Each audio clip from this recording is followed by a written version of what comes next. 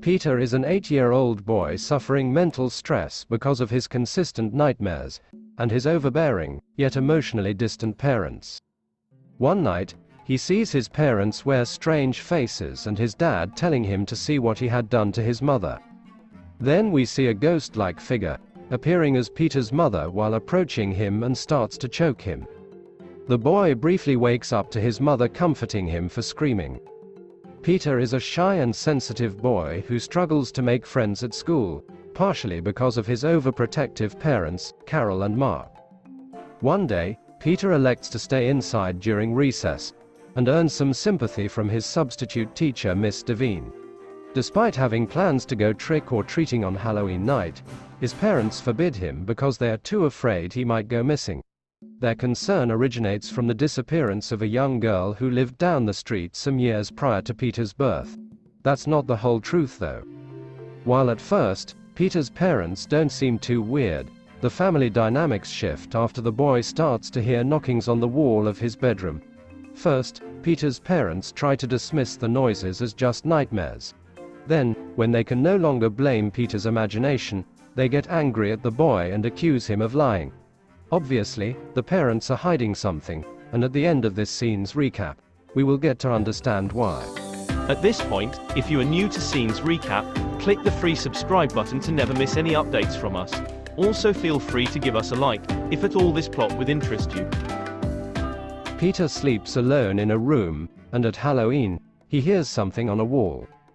He goes to his mother, and his mother tells him that it must be a nightmare. Also, she assures Peter that since the house is very old, there are old cracks that shout, and that there is nothing to worry about. The next night, the same thing happens, only this time, someone whispers Peter's name from behind the wall. Peter screams, and Mark arrives. He tells him that there must be some rats behind the walls that are running and making such noises.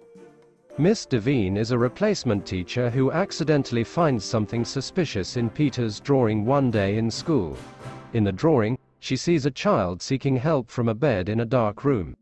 Devine thinks that Peter is going through some traumatic experience, and she must see his parents. Talking to Carol, she finds something odd in her behavior. She is half sure about the ill fate Peter is going through. Soon Peter finds out the voice is trying to communicate with him, and he feels it is quite friendly. Over the next few days, Peter continues to talk with the mysterious entity, who he learns is named Sarah. As time progresses, Sarah reveals that she's Peter's sister, whom the parents locked inside the wall.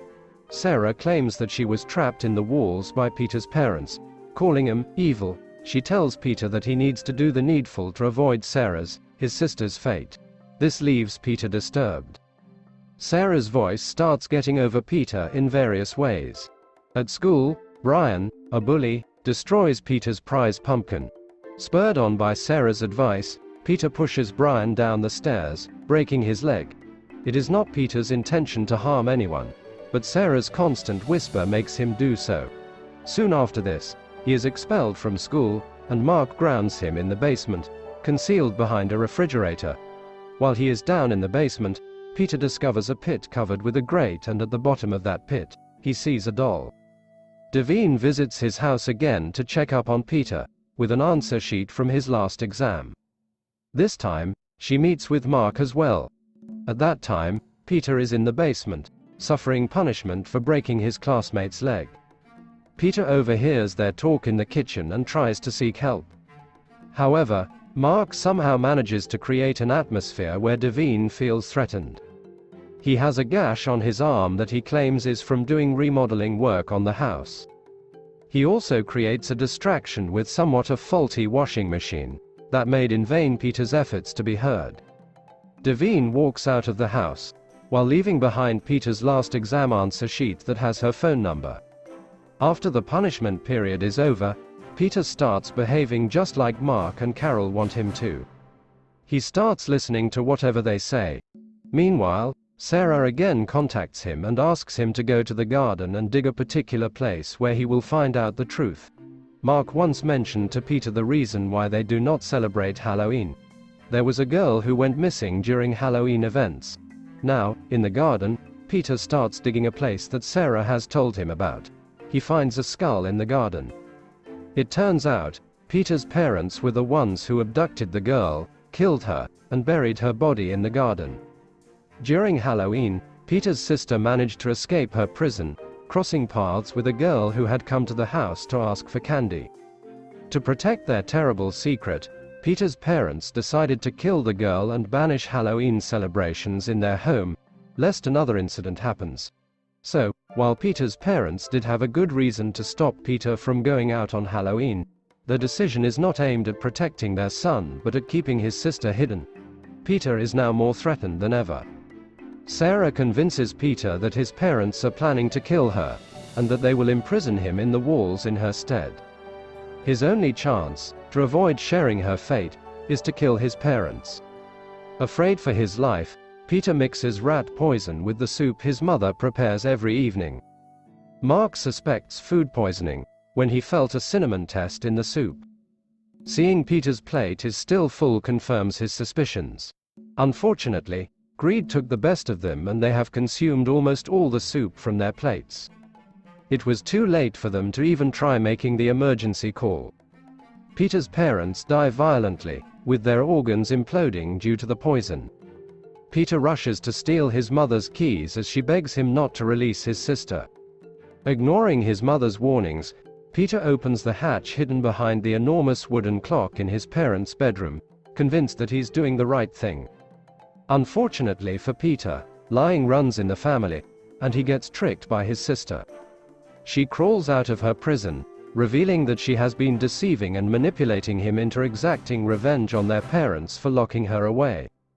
She also threatens to destroy Peter, as she has always been jealous of him. Because while Peter had a soft bed, she had to sleep on cobwebs, with spiders nesting in her hair. Peter's parents' inhumane segregation of their children has caused her violent uprising, and turned Peter's sister into a bloodthirsty monster, who wants to punish everyone. Needless to say, there was some truth to what Sarah was saying behind those walls. The creature is actually Peter's sister, born with a mysterious medical condition that gives her strong limbs and sharp teeth. Afraid of their daughter, the parents decided to lock her in the basement. When that didn't work to contain her, they dug a pit and turned it into a cage. The walls of their home became the last prison of the girl, who had been turned into a nightmarish creature by her own parents.